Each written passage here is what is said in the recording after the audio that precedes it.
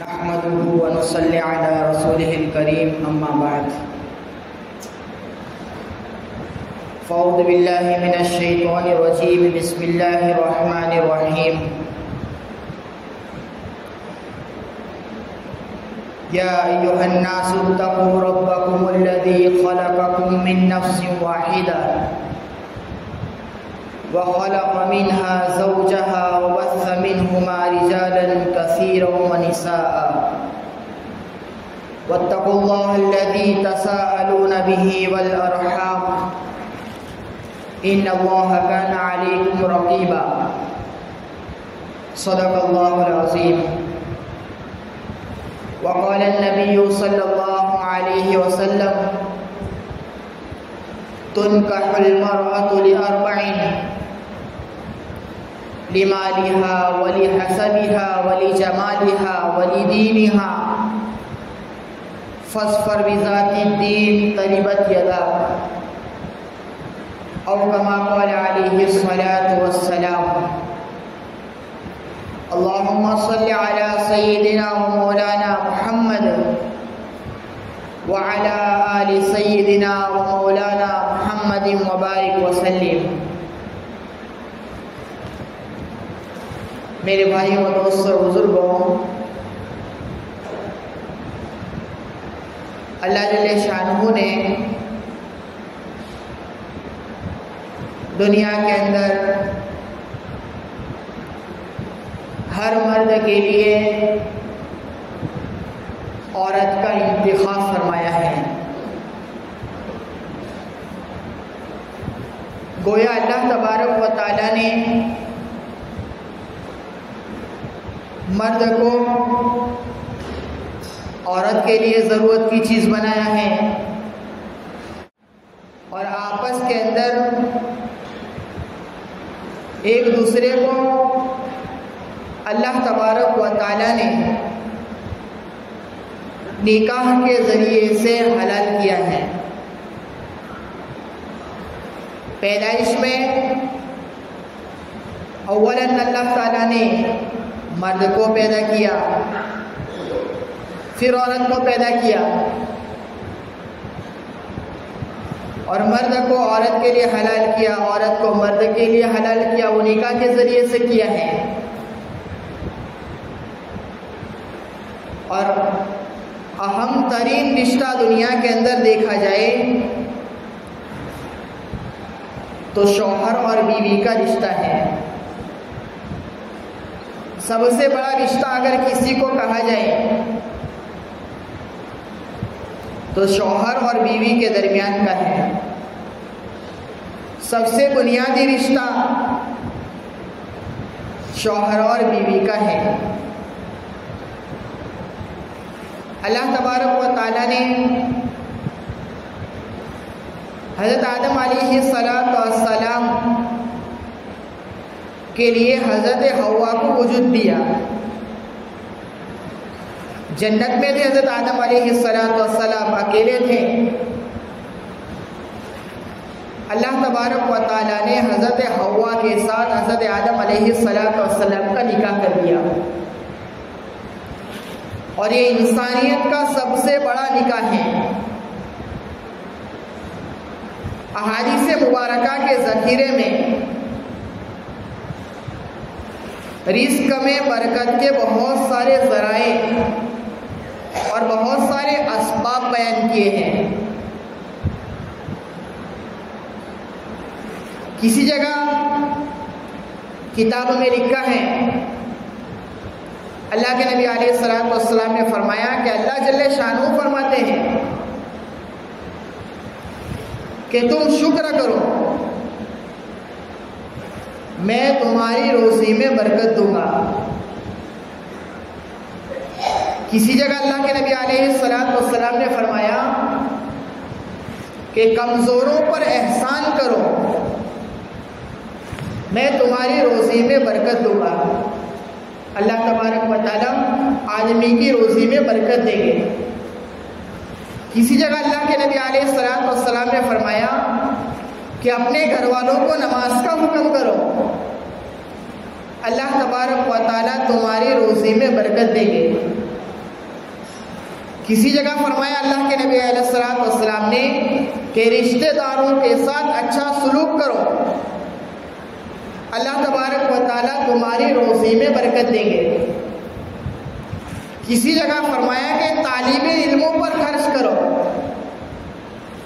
जो लोग इल्म हासिल कर रहे हैं उन पर अपनी जान माल लगाओ,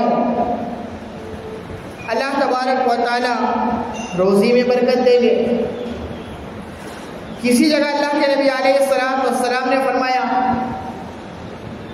कि अल्लाह की राह में खर्च करो, इस पर भी अल्लाह तबारक व तआला की तरफ से रिज़्क़ में बरकत का वादा है।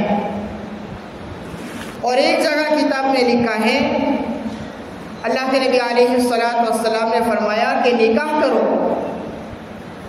अल्लाह तबारक व तआला रिज़्क़ में कुशादगी और रिज़्क़ में बरकतें अता करेंगे। आज के इंसान के जुबान के ये बोल हैं कि लड़का अगर अपने पैरों पर खड़ा हो जाए फिर निकाह करेंगे। अल्लाह तबारक व तआला फरमाते हैं कि तुम निकाह करो, पैरों पर खड़ा कर देंगे। आज के इंसान के बोले हैं कि खुद नहीं खा सकता तो आने वाली को क्या खिलाएगा। अल्लाह तबारक व तआला कहते हैं कि आने वाली अपना रिस्क लेकर के आएगी। तो निकाह ये रिस्क में बरकत का जरिया है कि तुम फकीर हो, अल्लाह तबारक व तआला निकाह के जरिए से तुम्हें गनी कर देगा। इसलिए उलमा से सुना कि दिखता कुछ और है और होता कुछ और है। आदमी अपने कानून चलाता है, अल्लाह तबारक व तआला अपने कानून चलाते हैं। तो निकाह ये भी रिस्क में बरकत का जरिया है। निकाह के मौके पर मियाँ की तरफ से बीवी को महर दी जाती है। महर का मतलब क्या है? लिखा है किताबों के अंदर कि महर ये किसी की बेटी की कीमत नहीं है, किसी बाप की बेटी की कीमत ये महर नहीं है। कि महर को तो अलामत कहा गया है, इसलिए कि आने वाली जब तक तुम्हारे निकाह में रहेगी और जब तक तुम्हारे निकाह में कायम है तब तक पूरा उसका खर्च तुम्हारे जिम्मे रहेगा। मेरे भाइयों दोस्तों बुजुर्गों, अल्लाह के नबी अलैहिस्सलाम ने 11 निकाह फरमाए। आपने 11 घर बसाए, 11 घर बसाए आपने। अल्लाह के नबी अलैहिस्सलाम का सबसे पहला निकाह हज़रत खदीजा से हुआ। अल्लाह के नबी अलैहिस्सलाम फरमाते हैं कि मुझे औरतों में कोई ख्वाहिश नहीं है, मुझे औरतों में कोई ख्वाहिश नहीं है, बल्कि जब भी मैंने अपने निकाह किए और अपनी बच्चियों के निकाह किए, अल्लाह का हुक्म आया, जिब्राइल अमीन वही लेकर के आए, फिर मैंने अपना निकाह किया, अपनी बच्चियों का निकाह किया। तो सबसे पहला निकाह अल्लाह के नबी अलैहिस्सलाम ने हज़रत खदीजा से फरमाया। और खदीजा बेवा औरत थी। अल्लाह के नबी अलैहिस्सलाम से निकाह हुआ, इससे पहले 2 शख्सों से वो बेवा हो चुकी थी, 2 शख्सों से वो बेवा हो चुकी थी। हज़रत खदीजा का निकाह पहले अबू हाला से हुआ था, उनसे एक लड़का लड़की पैदा हुई, अबू हाला का इंतकाल हो गया। फिर हज़रत खदीजा का निकाह हुआ इब्ने अब्द से, लड़का पैदा हुआ, इब्ने अब्द का इंतकाल हो गया। इसके बाद अल्लाह के नबी अलैहिस्सलाम से हज़रत खदीजा का निकाह हुआ। उस वक्त हज़रत खदीजा रज़ियल्लाहु ताला अन्हा की उम्र 40 साल तक पहुंच चुकी थी और अल्लाह के नबी अलैहिस्सलाम की उम्र 25 साल की थी। और अल्लाह के नबी अलैहिस्सलाम की उम्र जब 50 साल को पहुंची तो हज़रत खदीजा की दुनिया से चल बसी। तो अल्लाह के नबी अलैहिस्सलाम ने 11 निकाह किए और 11 घर बसाए। चूंकि आइंदा हमारे सामने वेकेशन का मौका है और उमूमी तौर पर वेकेशन के ज़माने के अंदर शादी ब्याह का माहौल होता है, मंगनी सगाई का माहौल होता है, इसलिए कि छुट्टियों के अय्याम हैं। आदमी इन सारी चीज़ों को आसानी के साथ, तरतीब के साथ पूरा कर सकता है, चाहे निकाह हो चाहे वलीमा हो। अल्लाह के नबी अलैहिस्सलाम ने चूँकि 11 निकाह किए, हुज़ूर अलैहिस्सलाम का हर अमल हमारे लिए नमूना है। अल्लाह के नबी अलैहिस्सलाम का हर अमल हमारे लिए नमूना है। अल्लाह के नबी अलैहिस्सलाम के निकाह में 11 बीवी आई, सिर्फ एक कंवारी थी, बाकी सब बेवाई थी। हज़रत आयशा रज़ियल्लाहु ताला अन्हा सिर्फ एक कंवारी औरत थी जिससे आपने निकाह फरमाया, और बकिया सारी बीवियां बेवाई थी। अल्लाह के नबी अलैहिस्सलाम ने जब हज़रत आयशा से निकाह फरमाया तो साद बिन उबादा रज़ियल्लाहु ताला अन्हु ने दूध भेजा। अल्लाह के नबी अलैहिस्सलाम ने आने वाले मेहमानों को दूध पिला दिया। ये अल्लाह के नबी अलैहिस्सलाम का वलीमा हो गया। आपने हज़रत सफ़िया से निकाह फरमाया खैबर से वापसी के मौके पर, और हज़रत सफ़िया रज़ियल्लाहु ताला अन्हा से आपने जो निकाह फरमाया उसका वलीमा अल्लाह के नबी अलैहिस्सलाम ने 3 दिन फरमाया, 3 दिन वलीमा फरमाया। अल्लाह के नबी अलैहिस्सलाम का निकाह आसमानों पर हुआ ज़ैनब बिन्ते जहश से।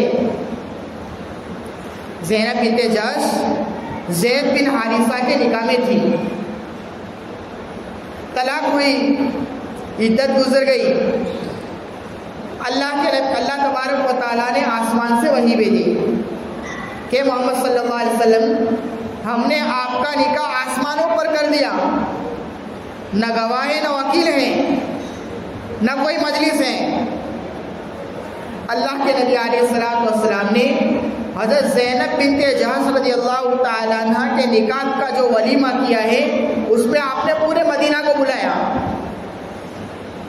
कहाँ एक प्याला दूध के साथ वलीमा हो रहा है, और कहाँ अल्लाह के नबी अलैहिस्सलाम ने 5000 आदमियों का वलीमा किया ज़ैनब बिन्ते जहश के निकाह के मौके पर, और आपने सारे मदीना वालों को बुलाया। मेरे भाई और दोस्तों बुजुर्गों, हम अल्लाह के नबी अलैहिस्सलाम की सीरत को पढ़ें। आमतौर पर निकाह से पहले सगाई और मंगनी की रस्म होती है। हमारा ये माशरा बना हुआ है कि ऐसे मौके पर भी हज़ारों रुपयों का खर्च होता है, मर्द और औरतों का इख्तिलात होता है, और पता नहीं कई तरह की रस्में रची जाती हैं। किताबों के अंदर किसी जगह इसका सबूत नहीं मिलता।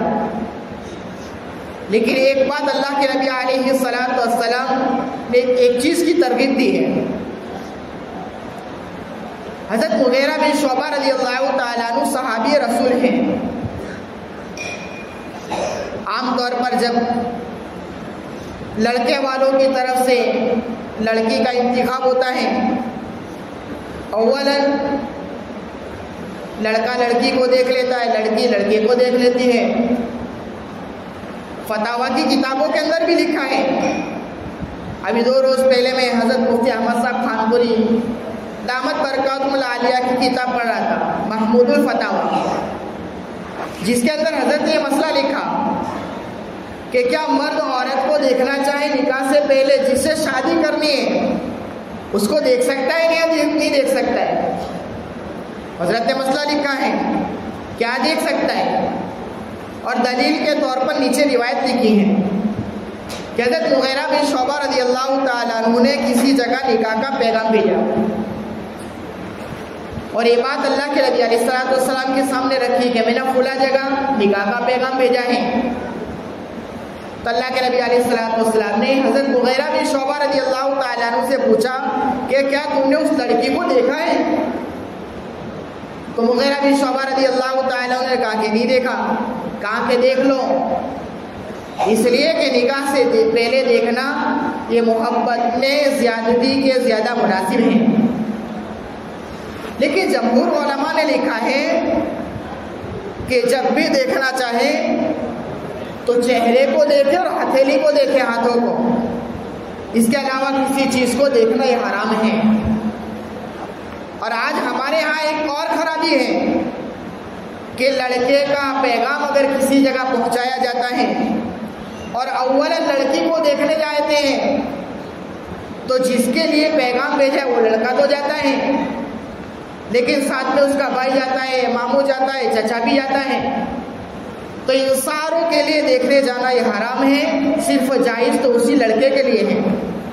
मस्तूरा देखना जाए तो जा सकती है, लेकिन जिस लड़के का पैगाम दिया जा रहा है उस लड़के के लिए जायज़ है, इसके अलावा किसी और के लिए जायज़ नहीं है, बल्कि हराम लिखा है। इसलिए सारी चीज़ों को हम अल्लाह के नबी अलैहिस्सलाम की सीरत को पढ़ेंगे और इस तरीके से हम अपनी सगाई, मंगनी और शादी ब्याह की रस्म को अगर करेंगे तो इंशाअल्लाह ये सारी चीज़ें दीन बनेगी।